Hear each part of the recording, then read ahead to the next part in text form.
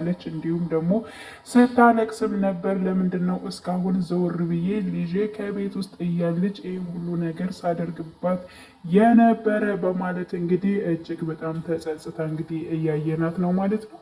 እንግዲህ በዛሬው ፓርት እውነቱ ይገለጣል። እኔ በምንም ታምር ያው በሌላ ነገሮች አድርጋ ወይዘሮ ባዩሽ ውጤቱን እንትን ትለዋለች ብዬ ነበር፣ ታበላሸዋለች ብዬ ነበር። ግን ደግሞ ከዚህ ላይ እንደምናየው ከሆነ ወይዘሮ ሜላት ሁሉን ነገር እንዳወቀች እና እንደገባች እንዲሁም ደግሞ ምናሴና ሰላምም ደግሞ በዚህ ልክ እኛም በፊት ነግረንሽ ነበር እኮ አንቺ አልሰማ ብለሽ ነበር ነው እንጂ በማለት እንግዲህ ሲናገሯት ነበር።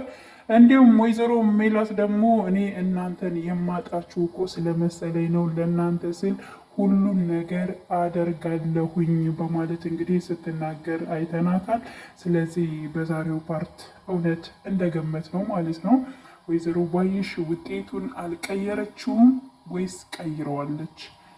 አሁንስ ያየነው ቪዲዮ ከየት የመጣ ነው የሚለው እንግዲህ ሁላችንም በጉጉት ማለት ነው የምንጠብቀው ይሆናል። እውነት ለመናገር እኔ እስከማየው ድረስ እስከሚመጡ ድረስ በጣም ጉጉት ብያለሁ ማለት ነው። ምክንያቱም በቃ እርግጥ እውነቱን ይረዳሉ ወይንስ ደግሞ አሁን ላይም በተለያዩ ነገር አድርገው ሀናን ውሸታም ያደርጓታል የሚለው ነገር እጅግ በጣም ጓጉቻለሁ። አስባችሁታል?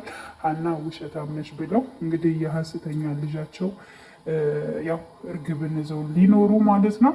እንዲሁም ደግሞ ትክክለኛ ልጃቸው ሀና ሁና ሀና አሁንም ልክ እንደ ስህተት ተቆጥራ ማለት ነው ብዙ ነገሮች ይደርሱባታል ማለት ነው። እና ብቻ ግን እኔ በጉጉት ብጠብቅ ይሻላል ብዬ ነው የማስበው። ግን የሆነ ቪዲዮ አይቼ እሱን ወደ እናንተ ላደርሳችሁ ብዬ ነው። ምክንያቱም በቃ ስትጸጸት ወይንም ደግሞ ስታለቅስ ሀኒችን እንደዚህ አድርጌ የሚለውን ነገር ወይዘሮ ሜላት ሰምቼ ነው እሱን የመጣሁት።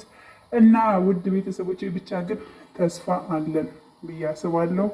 እና በያላችሁበት ሰላማችሁ ይብዛልኝ። መልካም ጊዜ እመኝላችኋለሁ። ቪዲዮ ላይክ አድርጉ። እንዲሁም ደግሞ ለቤት አዲስ የሆናችሁ የደወል ምልክቱን በመጫን ቤተሰብ የሆኑ መልካም ጊዜ ተመኘውላችሁ።